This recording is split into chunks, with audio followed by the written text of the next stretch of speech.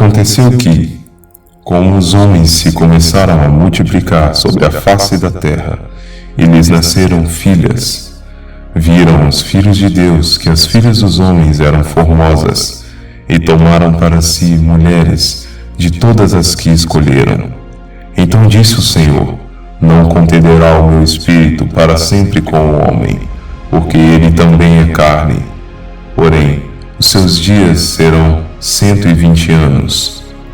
Havia naqueles dias gigantes na terra, e também depois, quando os filhos de Deus entraram às filhas dos homens, e delas geraram filhos. Estes eram os valentes que houve na antiguidade, os varões de fama. E viu o Senhor que a maldade do homem se multiplicara sobre a terra, e que toda a imaginação dos pensamentos de seu coração era só má continuamente. Então arrependeu-se o Senhor de haver feito o homem sobre a terra, e pesou-lhe o coração. E disse o Senhor: destruirei de sobre toda a face da terra o homem que criei, desde o homem até o animal, até ao réptil e até a ave dos céus, porque me arrependo de os haver feito.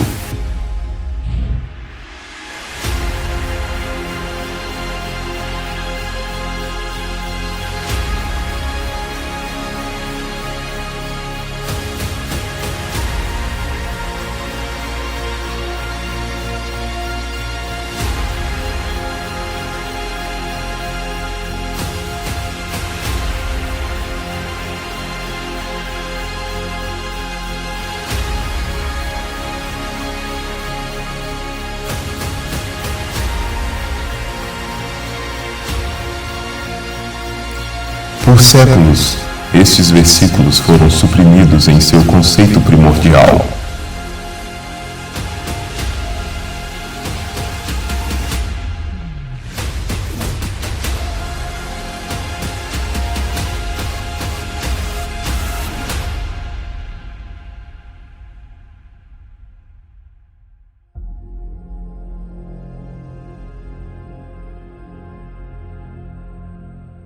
Os dogmas religiosos e toda a liturgia fizeram com que o entendimento original destes versos fossem interpretados de maneira equivocada em relação ao que de fato ocorreu.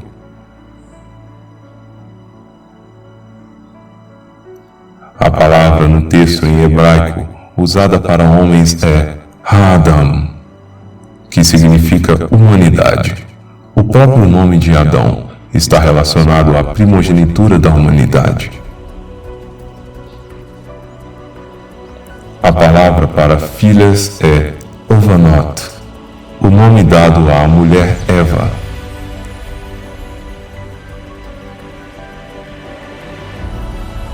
Viram os filhos de Deus que as filhas dos homens eram formosas, e tomaram para si mulheres de todas as que escolheram.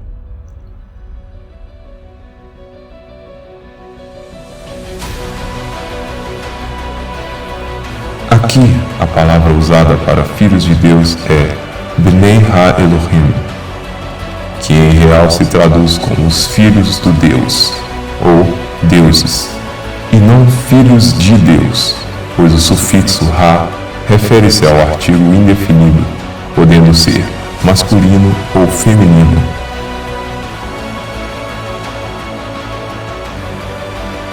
Em pequenos detalhes foi alterado o sentido real, criando essa interpretação equivocada, dando a entender que são filhos da linhagem de Caim.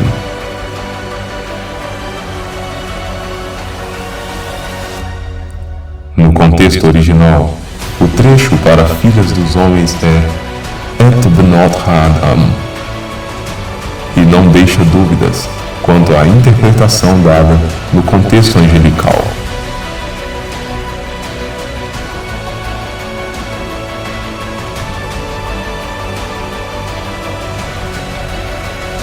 Havia naqueles dias gigantes na terra, e também depois, quando os filhos de Deus entraram às filhas dos homens, e delas geraram filhos. Estes eram os valentes que houve na antiguidade, os varões de fama.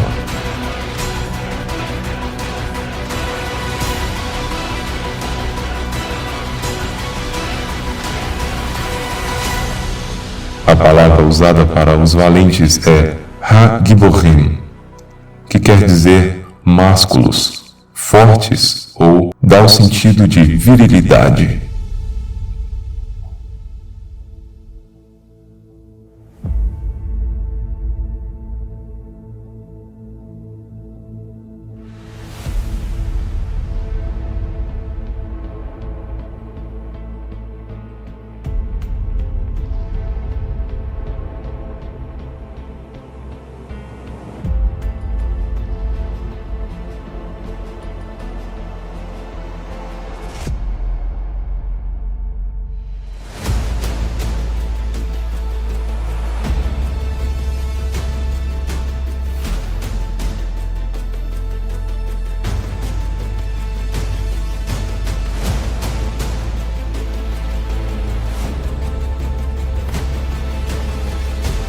Estes foram seres híbridos, homens com habilidades superiores aos humanos comuns, seres poderosos e perversos que escravizaram a humanidade devido ao seu grande poder advindo de alteração genética.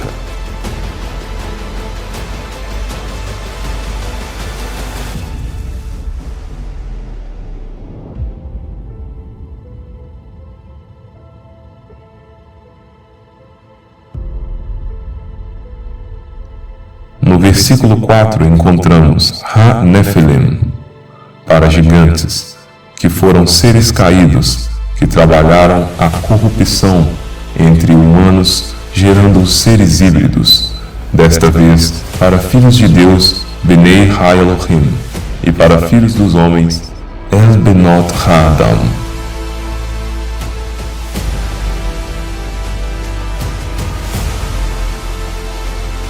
A palavra Nephilim, em hebraico, está no plural, é denotada pelo sufixo im, assim como na palavra Elohim, refere-se a divindades, também no plural.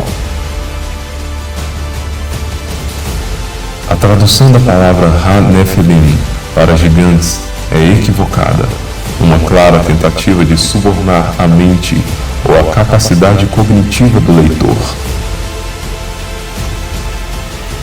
Em nenhum dicionário você vai encontrar essa tradução para a palavra Nephilim, que na verdade significa os caídos, ou o caído, originário do verbo nafal.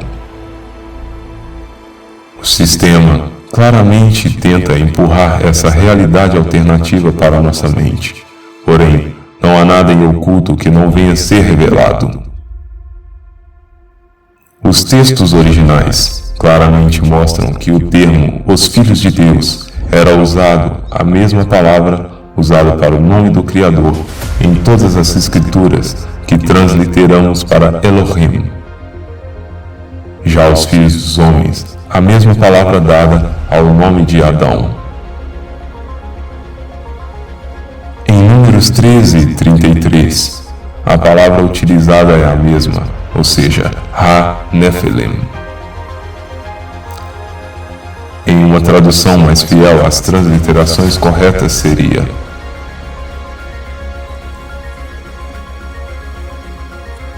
também vimos ali caídos, filhos de Anak, ou Hanunak, descendente dos caídos, e éramos aos nossos olhos como gafanhotos, assim também éramos aos seus olhos. Em Deuteronômio 2:20, também encontramos em algumas traduções a palavra gigantes. Também, esta foi contada por terra de gigantes, ou curandeiros. Dantes nela habitavam gigantes, ou seja, espíritos, e os amonitas lhes chamavam zanzumeus.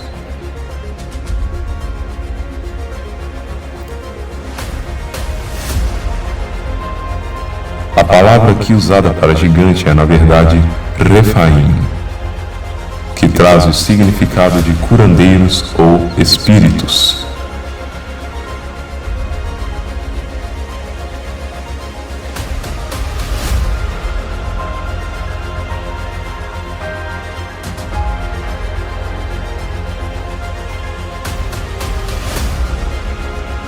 Porque só Og, o rei de Bassã, ficou do resto dos gigantes. Ha-Refaim.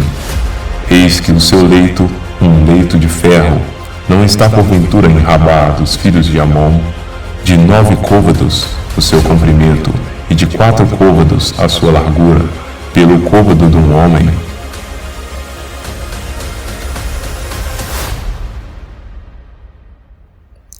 Aqui neste texto de Deuteronômio 3:11, inclusive, trazem a descrição das medidas dos túmulos de Og.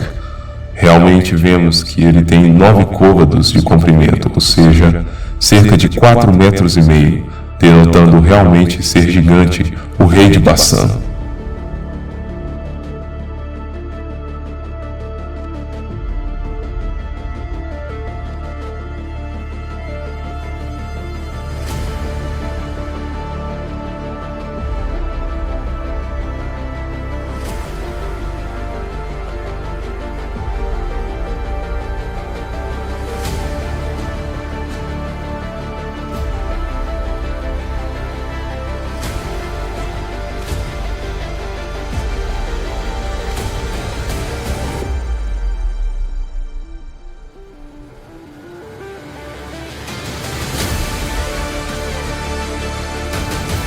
Em sua grande parte, os Nephilim tomavam posições de liderança, dominando e escravizando o restante das massas, semelhante ao ocorrido nos tempos modernos.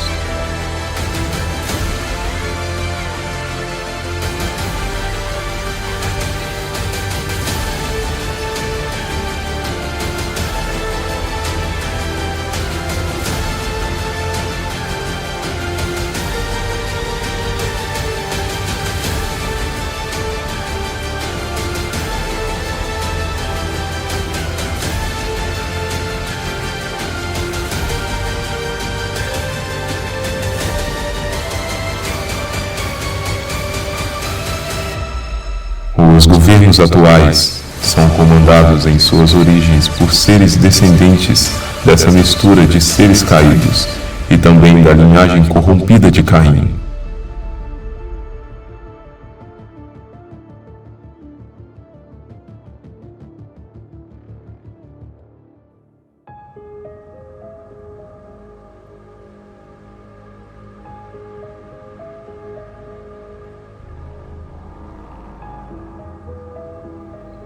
Apesar de vivermos sob esse jugo de trevas e termos que nos submeter às normas dessa liderança corrompida, somos filhos do Eterno Pai Celestial e possuímos em nossa base genética o DNA divino.